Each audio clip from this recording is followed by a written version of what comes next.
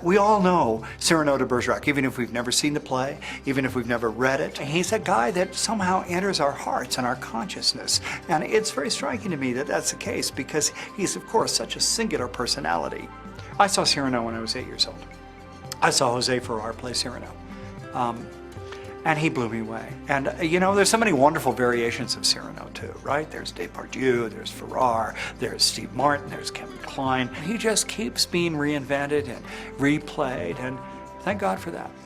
You know, in this day and age, almost nobody does, you know, like Henry V with 50 people. You know, we all scale it down a little bit, you know, and Shakespeare didn't do Henry V with 50 people. Now, Rostand probably did do Cyrano de Bergerac with 50 people because they were all about the pageantry. It has 50 people, it has Baroque costumes, you know, it has 5 acts. Each act is a complete play, you know, and it's just preposterously, like the rest of Cyrano, extravagant and lavish. It's the classic romantic comedy.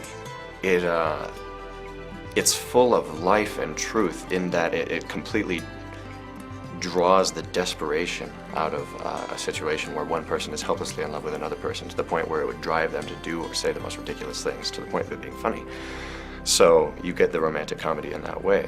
And we have these marvelous costumes, that some of which we've made and some of which have come in from the Oregon Shakespeare Festival, and they're really quite beautiful. The first time I tried on one of my dresses, which I have several, what really struck me as most exciting was the way that it felt. I mean, it's heavy and it's like high quality, and I just couldn't get over how much I love the weight of it and just the high quality of the silk and the linens and it's thick. It's good stuff, like well-built cars.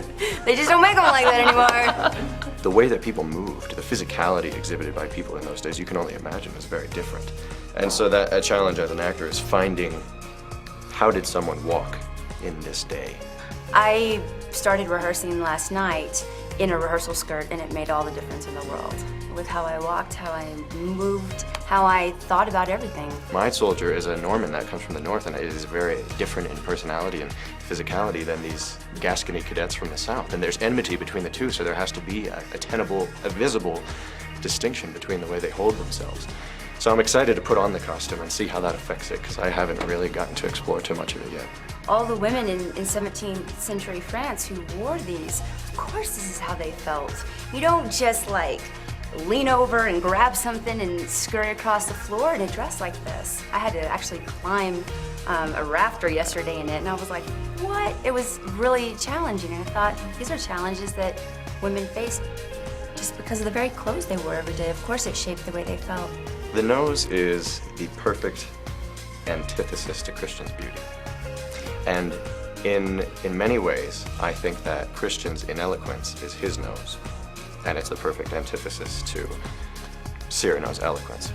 We all have the thing about ourselves that we find ugly. That, you know, if you had to think about yourself, you'd have something. I think that's what why the play identifies for a lot of people, because we can all say, yeah, there's that thing about myself that isn't right and people don't like and I feel bad about it. This combination runs through Cyrano because he is, on the one hand, a completely extravagant, excessive character. He's the most courageous man in France. He's the most admired man in France. He's the Renaissance man of France. He can do everything, Cyrano is. And this nose testifies to his uncompromising qualities. And he's everything any woman could ever dream of and everything every man could ever dream to be.